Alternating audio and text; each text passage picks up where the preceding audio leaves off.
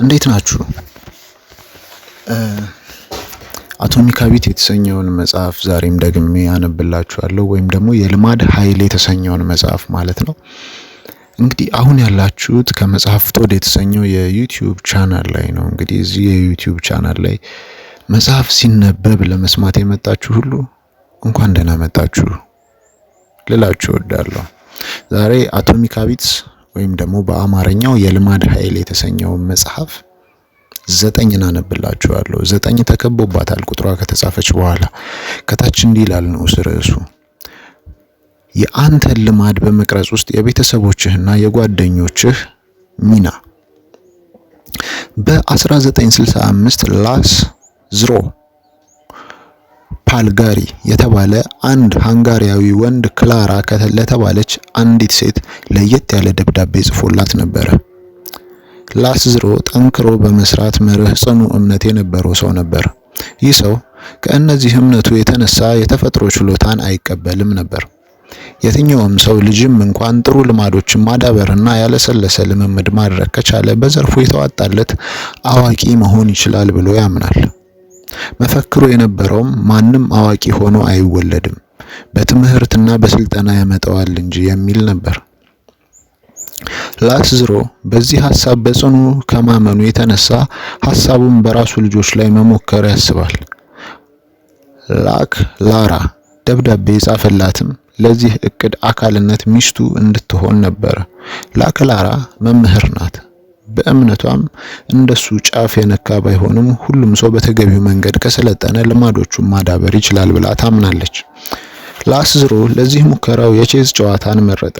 ልጆቹን ውጤታማ የቼዝ ተጫዋቾች አድርጎ የሚያሳድግበት እቅድም ነደፈ። በእቅዱ መሰረት ልጆቹ በቤታቸው ይማራሉ። ይህ በወቅቱ በሃንጋሪ ዘንድ የተለመደ ነገር አይደለም። ቤታቸውን በቼዝ መጽሐፍትና በታዋቂ የቼዝ ተጫዋቾች ፎቶዎች ይሞላል። እርስ በርሳቸው ይጫወታሉ፣ ያለማቋረጥ ይለማመዳሉ፣ ያገኟቸውን ውድድሮች ሁሉ ይወዳደራሉ። ወላጆቻቸው ደግሞ ልጆቻቸው የተሳተፉባቸውን የአንዳንዳቸውን ውድድሮች ታሪክ ሳያዛንፉ ይመዘግባሉ።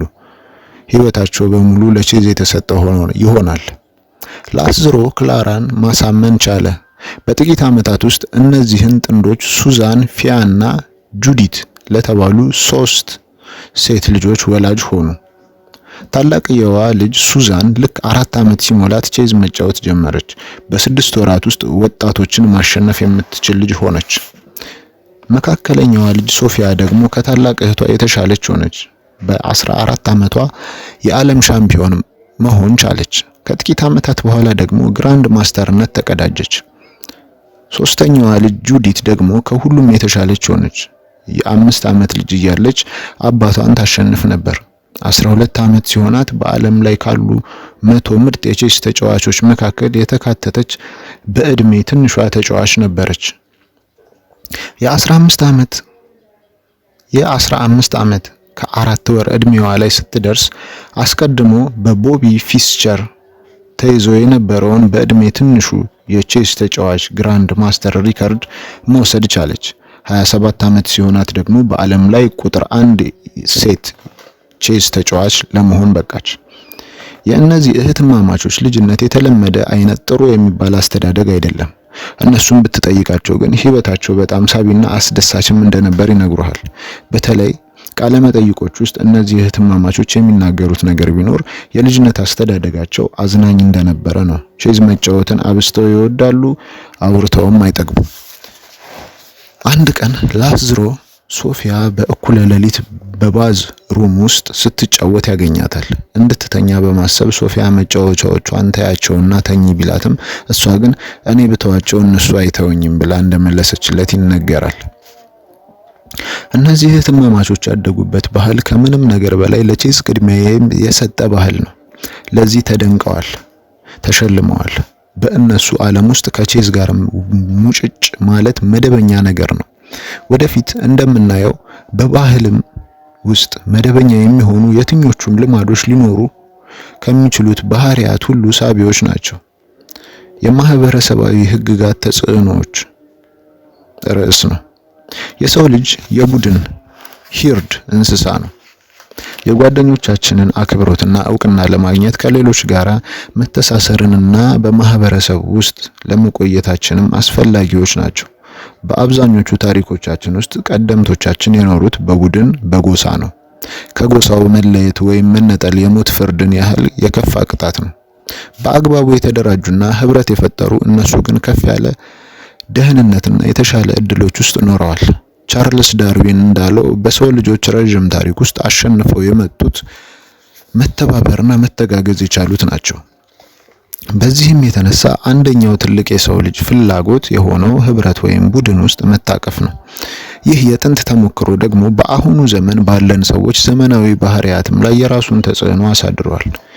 የቀድሞ ልማዶቻችንን ከሌሎች የተቀበልናቸው እንጂ የመረጥናቸው ምርጫዎቻችን አይደሉም። የምንከተለው በቤተሰቦቻችን፣ በጓደኞቻችን፣ በቤተ እምነቶቻችን፣ በትምህርት ቤቶቻችን ወይም በማህበረሰቦቻችን የተጻፈልንን ስክሪፕቶች ነው። እነዚህ እያንዳንዳቸው ከኛ የሚጠብቁትን የየራሳቸውን ነገርና የሚጭንብንን ህግጋት ይዘው ወደኛ ይመጣሉ። መቼና የት ላግባ? ምን ያህል ልጆች ይኑሩኝ? በዓላትን እንዴት ላክብር? የልጆቼን ልደት በምን ያህል ወጪ ላክብር? ወዘተ። በእነዚህ አካላት የሚወሰኑልን ነገሮች ናቸው።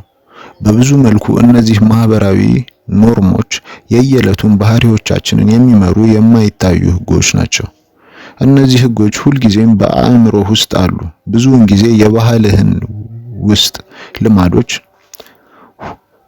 ጊዜ የባህልህን ውስጥ ልማዶች የምትከተለው ያለ ማሰብ፣ ያለ መጠየቅና ያለ ማስታወስም ጭምር ነው። ፈረንሳዊው ፈላስፋ ሚካኤል ሞንታይኜ እንዳለው በማህበረሰቡ ውስጥ ባህሎችና ኖርሞች ሁልጊዜም እንዳሻቸው ይነዱናል። ብዙውን ጊዜ በቡድን ውስጥ ታቅፎ መሄድና ሸክም አይሆንብንም። ሁሉም ሰው መታቀፍን ይፈልጋል። ለቼዝ ጨዋታ ችሎታህ በሚሸልምህ ማህበረሰብ ውስጥ ካደግ ቼዝ መጫወት በጣም ሳቢ ነገር ይሆንልሃል። ሁሉም ሰው ውድ ሱፎችን የሚለብስበት መስሪያ ቤት ውስጥ ከሰራህ አንተም እንደዚያው መሆን ያምርሃል። ሁሉም ጓደኞችህ አንድ የሚጠቀማት አባባል አለች። እንዳወቅካት ያውቁልህ ዘንድ አንተም መጠቀም ትፈልጋለህ። በዚህ መንገድ የምንፈልገው ቡድን ውስጥ እንድንታቀፍ የሚረዳን የትኛውም ሳቢ ነው። በተለይ ደግሞ ከሶስቱ ቡድኖች ባህሪዎችን እንወርሳለን። 1 ከምንቀራረባቸው ሰዎች፣ 2 ከብዙሃኑ ከተጽዕኖ ፈጣሪ ሰዎች፣ 3 ከብዙሃኑ። እነዚህ ቡድኖች እያንዳንዳቸው ሁለተኛውን የባህሪ ለውጥ ህግ እንድንጠቀምበት በማድረግ ልማዶቻችንን የበለጠ ሳቢ ማድረግ እንድንችል ይረዱናል። 1ኛ ከምንቀራረባቸው ሰዎች ባህሪያትን መውረስ። መቀራረብ ፕሮክሲሚቲ ባህሪያችን ላይ ከፍተኛ ኃይል አለው።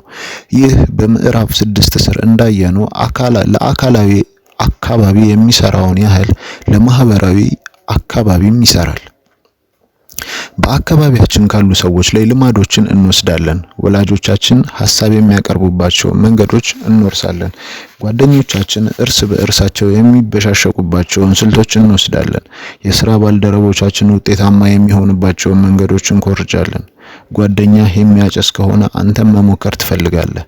ባለቤትህ በር መቆለፍን 2 ጊዜ የማረጋገጥ ልማድ ካላት አንተም ይህን ባህሪ ተዳብራለህ። እኔ በህይወቴ ውስጥ ያየሁት ደግሞ በዙሪያዬ ያሉ ሰዎችን ልማዶች ስወስድ ሳላውቅም ጭምር መሆኑ ነው። በክርክር ውስጥ ከገባው ሳላስበው የሚከራከረኝ ሰው አካላዊ አቋቋም አይነት ተላብሼ ራሴን አገኘዋለሁ። ኮሌጅ እያለሁ እንደ ክፍል ጓደኞቼ ነበር የማወራው። ወደ ሌላ ሀገር ስሄድም የሄድኩበትን አካባቢ አይነት አነጋገር ስጠቀም ራሴን አገኘዋለሁ። ለማቆምም ጥረት እያደረኩ እንኳን አንድን ሰው የበለጠ እየቀረብነው በሄድን ቁጥር ከእሱ የምንወስዳቸው ባህሪያት እየበዙ ይሄዳሉ። ይህ ጠቅላላ መርህ ነው። በአንድ ትልቅ ጥናት 12000 የሚሆኑ ሰዎችን ለ32 ዓመታት ከተከታተሉ በኋላ ከደረሱባቸው መደምደሚያዎች መካከል አንድ ወፍራም ኦብሰስ ጓደኛ ያለው ሰው ወፍራም የመሆን እድሉ 57% ይጨምራል የሚል ነው። ይህ በሌላኛው መንገድ ይሰራል። በሌላ ጥናት እንደታየው በትዳር ውስጥ ካሉ ሰዎች መካከል አንደኛው ጥንድ ክብደት ከቀነሰ ሌላው አጋርም 1/3 የሚሆን ደረጃ እንደዚያው ይቀንሳል። ቤተሰቦቻችንና ጓደኞቻችን በየራሳቸው አቅጣጫ እንድንሄድ የሚያደርጉን የማይታዩ የአቻ ግፊቶችን ይለቁብናል። በእርግጥ የአቻ ግፊት መጥፎ የሚሆነው በመጥፎ ሁኔታዎች ከተከበብን ነው። ጠፈርተኛው ማይክ ሚስሚኖ ከኤምአይቲ እንደተመረቀ አንድ አጭር የሮቦቲክስ ትምህርት ተምሮ ነበር። በዚያ ክፍል ውስጥ ከነበሩት 10 ተማሪዎች መካከል 4ቱ ጠፈርተኞች ሆኑ። ዓላማህ ጠፈር ላይ መውጣት ከሆነ መቀላቀል ያለብህ ጠቃሚ ባህል ያቺ ክፍል ናት። በተመሳሳይ ሁኔታ በሌላ ጥናት እንደተረጋገጠው የ12 ወይም የ13 ዓመት ጓደኛ የአእምሮ ፍጥነት አይኪው ከፍተኛ ከሆነ የአንተም አእምሮ ፍጥነት በ15 ዓመት ገደማ ከፍተኛ ይሆናል። እቺ ደስ ትላለች። 15 ዓመት ገደማ ከፍተኛ ይሆናል። በሂደት በአቅራቢያችን ያሉ ሰዎችን ብቃቶችንና ተግባሮችን እንወስዳለን። የተሻለ ልማድ ለመገንባት ማድረግ ከሚገባን ውጤታማ ነገሮች መካከል አንዱ ማዳበር የፈለግከው ባህሪ መደበኛ ባህሪ የሆነበትን ባህል ፈልገህ መቀላቀል ነው። በሌላ ሰው ተደጋግመው ሲደረጉ የምታያቸውን ነገሮች አዲስ ልማድህ ማድረግ ቀላል ነው። ጥሩ የሥራ ባህል ባላቸው ሰዎች ተከበህ የምትኖር ከሆነ አንተም ጥሩ ሰራተኛ የመሆንን ልማድ ማድረግ ቀላል ይሆንልሃል። በጃዝ አፍቃሪዎች ተከበህ የምትኖር ከሆነ ጃዝን በየቀኑ መጫወት ምክንያታዊ ባህሪ እንደሆነ ማሰብ ይቆጣጠርሃል። ትክክለኛው ነገር ምንድነው ለሚል ነገር የሚኖርህ ግምት ይሰራልሃል። ስለዚህ ራስህን የምትፈልገው ልማድ ባላቸው ሰዎች ውስጥ ለማኖር ሞክር። አንተም አብረህ ታድጋለህ። ልምድህን የበለጠ ሳቢ ለማድረግ ደግሞ ይህንኑ ስልት አንድ እርምጃ ወደፊት ገፋ ማድረግ ትችላለህ። የሚከተሉትን 2 ነገሮች የሚያሟላ ባህልን ተቀላቀል። የፈለግከው ባህሪ መደበኛ ኖርማል ባህሪ የሆነበትን፣ ከአንተ ጋር የጋራ ነገር ያላቸው ሰዎች የተሰባሰቡበትን። ልጅገማት ግልጽ ይመስለኛል አይደለ? የፈለግከው ባህሪ መደበኛ ኖርማል ባህሪ የሆነበትን። ለምሳሌ ኳስ መጫወት በቃ ለሱ መደበኛ ስራው ከሆነ ሰው ጋር አብራ መዋል እንደማለት ነው። ሁለተኛው ደግሞ ከአንተ ጋር የጋራ ነገር ያላቸው ሰዎች የተሰባሰቡበት። ይህም ደግሞ ልክ እንደ ቲም ነው። ለምሳሌ አንድ ላይ ኳስ መጫወት በቃ ቋሚ ስራው የሆነ አንድ ሰው ሊሆን ይችላል። ግን ከዛ ከ12ቱም ሰዎች ጋር አብረህ መዋል እንደማለት ነው። ከ12ቱም ኳስ ተጫዋቾች ጋር ሁለቱ ህግ ይሄ ነው። እንቀጥል። መሀል ላይ ይቅርታሽ ግልጽ ካልሆነላችሁ ነው ምናልባት ይቀጥል። በጎሳ ትሪብ ውስጥ የመታቀፍን ያህል ተነሳሽነትን የሚያሳድግ ነገር የለም።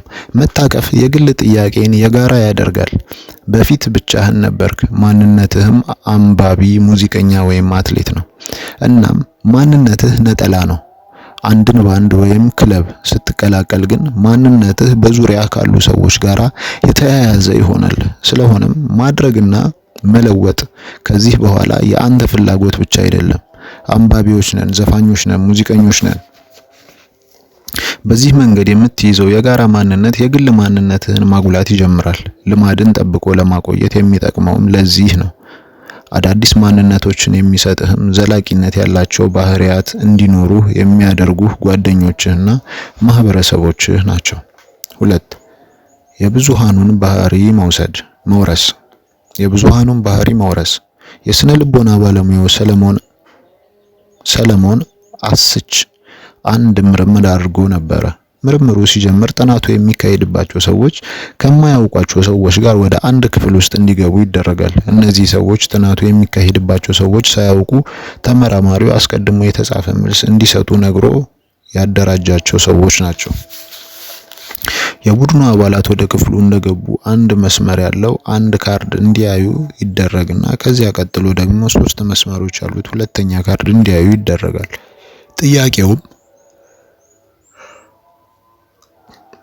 ጥያቄውም ሁለተኛው ካርድ ላይ ከተሰመሩት 3 መስመሮች መካከል በመጀመሪያው ካርድ ላይ ካለው መስመር ጋር እኩል ርዝመት ያለውን መስመር መለየት ነው። እናም ጥያቄው በጣም ቀላል ነው። ይጠየቃሉ። የሁለቱ ካርዶች ምስል የሚከተለውን ይመስላል። ገጽ 130 ላይ ምስላዊ መግለጫ አስገባላችኋለሁ። ምስላዊ መግለጫ 10 ይላል። ምስላዊ መግለጫ 10 ሰለሞን አስች የማህበራዊ መመሳሰልን ለማጥናት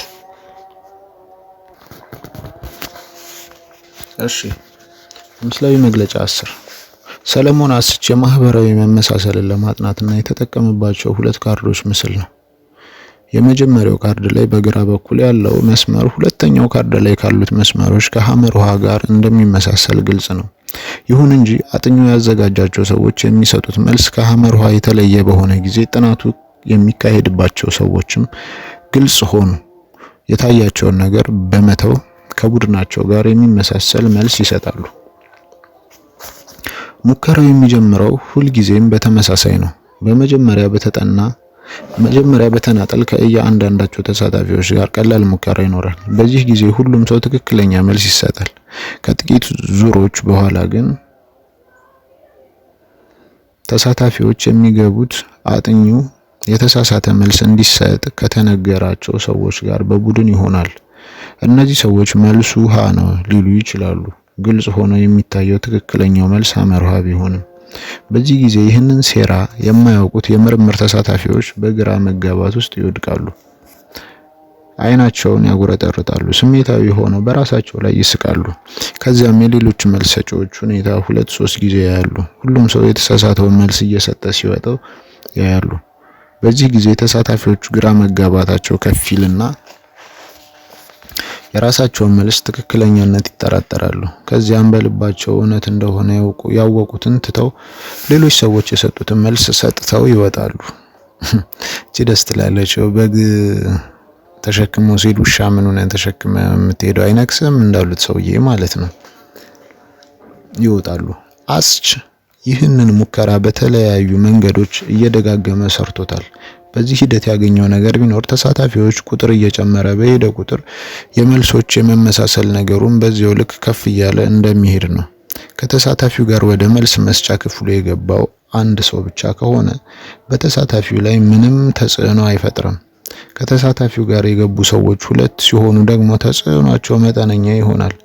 ቁጥራቸው 3፣ 4፣ 6፣ 8 እየሆነ ሲሄድ ተሳታፊዎቹ መልሳቸውን ወደ መቀየር ይወስዳቸዋል። በሙከራው ማብቂያ ላይ እንደታየው 75% የሚሆኑት የጥናቱ ተሳታፊዎች አብረዋቸው የገቡት ሰዎች የሰጧቸውን መልሶች ሰጥተዋል። መልሱ ፍጹም የተሳሳተ መልስ መሆኑ በግልጽ የሚታይ ቢሆንም ምን ማድረግ እንዳለብን እርግጠኛ ባልሆንበት ሁኔታ ውስጥ ስንሆን ባህሪያችንን ቡድን እንዲመራው እንፈልጋለን። አካባቢያችንን ያለማቋረጥ እያጠናን ሌሎች ምን እያደረጉ ነው የሚለውን ማየት እንፈልጋለን። የተሻለ ነገር ለማድረግ ይረዳን ዘንድ ሌሎች የወሰኑትን ውሳኔ የቻልነውን ሁሉ አገላብጠንና አንብበን ለማየት እንፈልጋለን። ብዙውን ጊዜ ይህ አዋጭ ስልት ነው። ለዚህ ብዙ ቁጥራዊ ማስረጃዎች አሉ። ይሁን እንጂ መጥፎ ጎኖችም አሉት። በብዛት የቡድን መደበኛ ባህሪ የተፈለገውን የግለሰብ ባህሪ ረግጦ የወጣ ሊሆን ይችላል። ደካማ ስትራቴጂ ያለው ቡድን ጥሩ ስትራቴጂ ካለው አንድ አባሉ መማር የማይፈቅድበት ጊዜ አለ። ይህ በተለይ በእንስሳት ዘንድ በብዙ ጥናቶች የተረጋገጠ እውነት ነው። የሰው ልጅም ነገር ተመሳሳይ ነው። ከቡድኑ ህግጋት ጋር ራሳችንን እንድናስማማ የሚጫኑን ብዙ ጫናዎች አሉ። ብዙውን ጊዜ ተከራክሮ ከማሸነፍ እውነትን ከማግኘት ወይም ጎበዝ ሆኖ ከመገኘት ይልቅ ተቀባይነትን ማግኘት ይበልጥብናል። አብዛኛውን ጊዜ በራሳችን ትክክል ከመሆን ይልቅ ከመንጋው ጋር መሳሳትን እንመርጣለን። የሰው ልጅ አእምሮ ከሌሎች ጋር እንዴት ተስማምቶ መሄድ እንዳለበት ያውቃል። ይህ ተፈጥሯችን ነው። መተው ግን እንችላለን። የቡድኖችን አስተሳሰብ መተው ወይም ስለ ሌሎች መጨነቅን መተው ትችላለህ፣ ግን ስራዎች ይፈልጋል። ባህልን ሰብሮ መውጣት ብዙ ጥረት የሚጠይቅ ነገር ነው። ልማዳችንን የመቀየር ለውጥ ቡድኖችን መታገል ከሆነ ለውጡ ሳቢ አይሆንም። ልማድን መቀየር ማለት የተሰራ ቡድን ውስጥ ተመቻችቶ መታቀፍ ሲሆን ደግሞ ለውጥ በጣም ሳቢ ነገር ይሆናል። የተጽዕኖ ፈጣሪዎች ባህሪ መውረስ ሶስተኛው በጣም ደስ የምትል ርዕስ የተጽዕኖ ፈጣሪዎችን ባህሪ መውረስ። በየትኛውም ቦታ ያለ ሰው ስልጣንን፣ ክብርንና ዝናን ይወዳል። መደነቅን፣ እውቅና መሰጠትን፣ መሞካሸትን እንፈልጋለን። ይህ ምንም ጥቅም የሌለው ነገር ይመስላል፣ በአጠቃላይ ግን ጥሩ ነገር ነው። በታሪክ ውስጥ ትልቅ ስልጣንና ተቀባይነት ያለው ሰው ብዙ ሀብትና ንብረት የማግኘት እድል እያገኘ ኖሯል። በህይወት ስለመቀጠልም ብዙ አይጨነቅም። የተመራጭና ሳቢ ጓደኛ መሆንም ማሳየት ይቻላል። እኛ ክብር፣ ተቀባይነት፣ አድናቆትና የመሳሰሉትን ነገሮች ወደሚያስገኙልን ባህሪዎች ያዘነበልን ነን። ከሁሉም የተሻለ ሙዚቀኛ፣ ከሁሉም የሚመረጥ ስፖርተኛ ወይም ከሁሉም ሰው የበለጠ ተመራጭ ተዋናይ መሆንን እንፈልጋለን። በእኛ ባይሳካልን እንኳን የውጤታማ ልጅ ወላጆች መሆንን እንመኛለን። ምክንያቱም እነዚህ ነገሮች እኛን ከብዙሃኑ ከመንጋው የተለየን እንድንሆን ያደርጉናል። እናም አንድ ጊዜ በአንድ ቡድን ውስጥ ከታቀፍን በኋላ ሌሎችም በልጠን የምንወጣበትን መንገድ እንፈልጋለን። በከፍተኛ ደረጃ ውጤታማ ስለሆኑ ሰዎች ባህሪያት ከምንጨነቅባቸው ምክንያቶች መካከል አንዱና ዋነኛው ይህ ነው። እኛም ስኬታማ መሆን ስለምንፈልግ የስኬታማ ሰዎችን ባህሪያት ለመኮረጅ እንታትራለን። በዚህ የተነሳ መሆን የምንፈልጋቸው እና በውጤታማነታቸው የምንቀናባቸው ሰዎችን ባህሪያት እንላበሳለን። ከፍ ያለ ክብር ያላቸው ሰዎች በሌሎች ሰዎች መደነቅ፣ መወደስንና መወደድን ያጣጥማሉ። ባህሪ እውቅናንና ክብርን የሚያስገኝልን ነገር ሲሆን ሳቢ ይሆንልናል ማለት ነው። በዚህ ሂደት ደረጃችንን ዝቅ የሚያደርጉ ባህሪያትን ለማስወገድም እንጥራለን። እንግዳ ሊመጣብን ሲል ቤታችንን እናጸዳለን፣ ምክንያቱም በእንግዳችን ትዝብት ውስጥ መውደቅ አንፈልግም። ብቻችንን ስንሆን የምናደርጋቸው ከሌሎች ሰዎች ጋር ስንሆን ግን የማናደርጋቸው በርካታ ባህሪያት አሉ። በመሆኑም ሁልጊዜም ሌሎች ሰዎች ስለኔ ምን ያስቡ ይሆን የሚለው ጭንቀት በውስጣችን አለ። ለዚህ ጥያቄ በምንሰጠው መልስ ላይ ተመርኩዘንም ባህሪያችንን እንቃኛለን። በምዕራፉ መግቢያ ላይ ያየናቸው የቼስ ተጫዋቾች እህትማማቾች ማህበራዊ ተጽዕኖ በባህሪያችን ላይ ላለው ዘላቂነት ያለው ተጽዕኖ ማሳያዎች ናቸው። እነዚህ እህትማማቾች በቀን ለብዙ ሰዓታት ቼዝን እየተጫወቱ ብዙ አስርት ዓመታትን መቆየት ችለዋል። እነዚህ ልማዶችና ተግባሮቻቸው ሳቢ መሆን የቻሉት ግን በከፊል በባህሉ ውስጥ ዋጋ ስለሰጧቸው ነው። እነዚህ ልጆች ቼዝ የመጫወት ልማዶቻቸውን እንዲወዱት ያደረጓቸውና በጥረታቸው እንዲቀጥሉ የሚያበረታቷቸው ከቤተሰቦቻቸው አድናቆት ጀምሮ ዓለም አቀፍ ተቀባይነት ያለው ግራንድ ማስተር እስከ መሆን ድረስ የተንሰራፋ በርካታ ምክንያቶች አሏቸው። ማጠቃለያ ገጽ 134 የምንኖርበት ባህል የትኛውም ልማድ ሳቢ መሆኑን ይወስናል። በባህላችን ውስጥ የሚደነቁና የሚወደሱ ልማዶችን ወደ መላበስ እናደላለን። ምክንያቱም እነዚህ ልማዶች በዚያ ቡድን ውስጥ ለመታቀፍ የሚያበቁ ናቸውና። ልድገማት። በባህላችን ውስጥ የሚደነቁና የሚወደሱ ልማዶችን ወደ መላበስ እናደላለን። ምክንያቱም እነዚህ ልማዶች በዚያ ቡድን ውስጥ ለመታቀፍ የሚያበቁ ናቸውና። የሶስት ማህበራዊ ቡድኖች ባህሪያት ልንወርስ እንችላለን። የቅርብ ሰዎቻችንን፣ የቤተሰቦችና ጓደኞች፣ የብዙሃኑን ቡድኖችን እና የተጽዕኖ ፈጣሪ ሰዎችን። አዲስ ባህልን በተገቢው ሁኔታ ለመገንባት ከሚጠቅሙህ ስልቶች መካከል አንደኛ የምትፈልገው ልማድ መደበኛ ልማድ የሆነበት እና 2 ካንተ ጋራ የጋራ ነገር ያላቸው አባላት ያሉበትን ቡድን መቀላቀል ነው። ብዙውን ጊዜ የቡድኑ መደበኛ ልማድ የግለሰቦችን ተፈላጊ ልማድ ደምስሶ የመውጣት ባህሪ ያለው። ብዙውን ጊዜ የቡድኑ መደበኛ ልማድ የግለሰቦችን ተፈላጊ ልማድ ደምስሶ የመውጣት ባህሪ ያለው። እናም ብቻችንን ትክክል ከምንሆን ይልቅ ከመንጋው ጋራ የምንሳሳትባቸው ቀኖች ይበዛሉ። አንድ ባህሪ ክብርን፣ ተቀባይነትንና ውዳሴን የሚያስገኝልን ከሆነ የበለጠ ሳቢ ባህሪ ይሆንልናል። 9ን በዚህ ጨረስኩ። ቀጣይ በ10 ተመልሼ እመጣለሁ። እስከዛው ድረስ ላይክ፣ ሼር፣ ሰብስክራይብ፣ ኮሜንት እያደረጋችሁ ጠብቁኝ። መልካም ጊዜ ይሆንላችሁ ባላችሁበት። ባባይ